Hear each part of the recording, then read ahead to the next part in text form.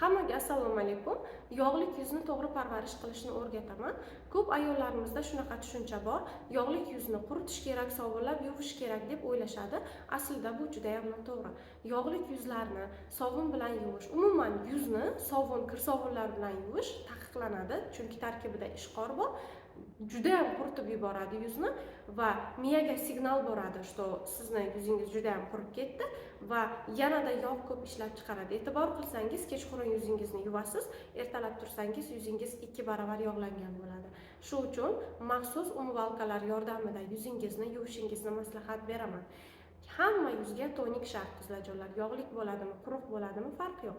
Yog'lik yuzlarimiz tarkibida kislotalari bor, AH, BH kislotalari bor narsalardan foydalanishlari, toniklardan, umuman umvalkalardan foydalanishlari maqsadga muvofiq va tarkibida niasinamid bo'lgan narsalardan foydalanish kerak.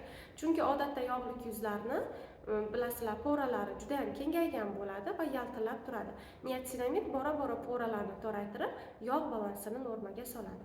Yog'lik yuzlar azelainovoya kislotasi bor narsalar ishlatsa ham zo'r natijalar oladilar. Yana bitta narsa qizlarjonlar, yuzimizni yog'lik bo'lishiga yana nimadir yetishmaganda ham mana organizmga yuzda yog' ko'p ishlab chiqaradi. Birinchidan, murskoy gormon, ya'ni testosteron gormoni oshib ketganda ham yuzimizda yog' ishlab chiqarishi kuchayadi. Bundan tashqari, jigarda o'zgarish bo'lganda ham yoki nosog'lom ovqatlanganda ham bu holat kuzatiladi. Va yana bitta sababi, vitamin A hamda vitamin D3 yetishmaganda ham organizmimizda maksimal darajada yog' ishlab chiqarilishi kuchayadi. Kosmetikalaringizga ahamiyat bering qizlarjonlar.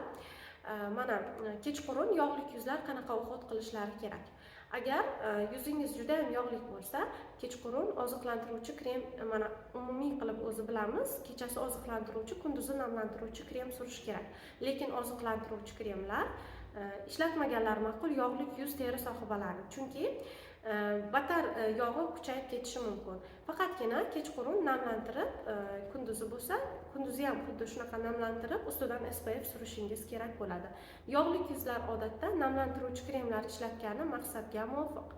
Agar qish paytlarida yuzingiz juda ham tirishib qolsa, mana yog'lik yuz bo'lgani bilan tirishib qolish ehtimoli bor. Shu uchun qish paytlari bemalol oziqlantiruvchi ishlating, lekin yoz oylarida namlantiruvchi bilan chegaralaning. Bu gapim lekin quruq yuzlarga tegishli emas. Quruq yuzlar doimiy kechqurun yuzini oziqlantiradi, kunduzi namlantiradi. Va yog'lik yuzlarga agar original bo'lsa, yaxshi bo'lsa, aloe gellar ham zo'r ishlaydi. Ham poralarni toraytiradi, ham yuzni yog' balansini normaga soladi. Bundan tashqari, yog'lik yuzlarni namlantirish orqali ko'p yog' ishlab chiqarishni ham bartaraf qiladi.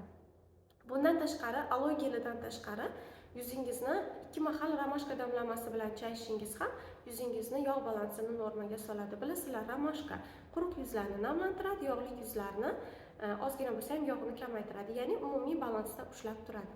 Va ta'sirchan yuzlar ham bemalol foydalansa bo'ladi. Yog'lik yuzlar faqat yog'lik yuzlar emas, umuman romashka damlamasi hamma yuzlarga tushadi. Xo'p, yog'lik yuzlarda yana bitta moddasi bor narsalar ishlatganingiz yaxshiroq. Yuqorida aytib o'tdim, azelainovoya kislota, niasinamid va tarkibida salitsilivoya kislota bo'lgan mahsulotlar ham yuzdagi yog' balansini normaga solishga yordam beradi. Umid qilamanki, video foydali bo'ldi. Hammangizni yaxshi ko'raman. Paka-paka.